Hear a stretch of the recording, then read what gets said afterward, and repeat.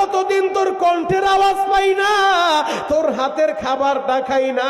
আমার ব্যথা শুরু হয়ে গেছে হুজুর, আমি কান্না শুরু করে দিছি, কথাই বলতে পারি না। আমার মা মনে করছে আমি কোনো বিপদে পড়ছি। 5টা বছর যে মার খবর নিলাম না, 5টা বছর মায়েরে কিছু খাওয়াইলাম না, মায়েরে কিছু কিনাও দিলাম না, এই কথা আমার মনে নাই। আমার মা বলে, বাবা রে তোর কি হয়েছে রে বাবা, তুই কোনো বিপদে পড়ছিস নি? আমি মা কোন জায়গায় আসবো রে বল। ও বাবা তুই কোথায় আসস বল, আমি মা এখনই রওনা দিব।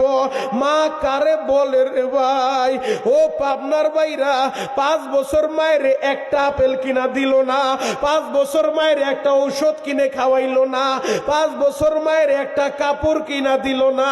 এই কথা আমার মনে নাই। একটা শুধু মা ডাক শুনছে তো সব ব্যথা ভুইলা গেছে, সব অভিযোগ ভুইলা গেছে। মা বলে, বাবারে তোর কি হয়েছে, তুই কোনো বিপদে পড়ছস নি? আমি কোন জায়গায় আসবো রে বাবা, তাড়াতাড়ি বল। আমি বললাম, মা গো আমি তেমন কোনো বিপদে পড়ি নাই মা, তবে এই জায়গায় আমাদের এই জায়গায় আজকে বয়ান হইছে, মনিরুল ইসলাম শরীয়তপুরি বয়ান করে বলে গেছে তুমি আমারে মাফ না করলে আমার আল্লাহ মাফ করব না। ও মা আমারে মাফ করে দাও গো, তুমি মাফ না করলে আল্লাহ বলে আমারে মাফ করব না। আমার মা বলে, বাবা রে তুই তো ছোট্ট মানুষ, তুই তো বুঝোস না, তুই আবার কি কষ্ট আমারে দিবি। ও বাবা তোর বিবি নিয়ে তুই বাড়িতে চইলায়, আমি তোর বাবারে বুঝায় নিব। কত বছর তোরে খুঁজি রে বাবা, তোর নাম্বারটাও ম্যানেজ করতে পারি নাই। ও বাবা কেমনে আমারে বুইলা থাকলি?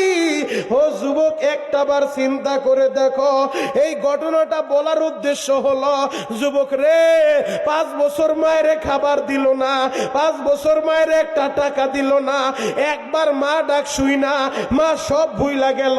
হয়তো তুমিও 5 বছর মসজিদে যাও নাই, ও আমার কলিজার টুকরা ভাই, তুমিও 10 বছর মসজিদে আসো নাই, নামাজটা পড়ো নাই, রোজাটা রাখো নাই। যদি আজকের এই রাত্রে আমার মাওলারে ডাকার মতো ডাক দিতে পারো, চোখের পানি দিয়া আমার মাওলারে বুঝা বলতে পারো, ও দয়ার আল্লাহ আমি বড় পাপী, আমি বড় অপরাধী, আল্লাহ দাও না আমারে মাফ কইরা। আমার আল্লাহ মার চাইতেও দরদি, আমার আল্লাহ বাবার চাইতেও দরদি, আমার আল্লাহ এখনই তোমারে মাফ করে দিতে পারে। কথা বলেন ঠিক কিনা?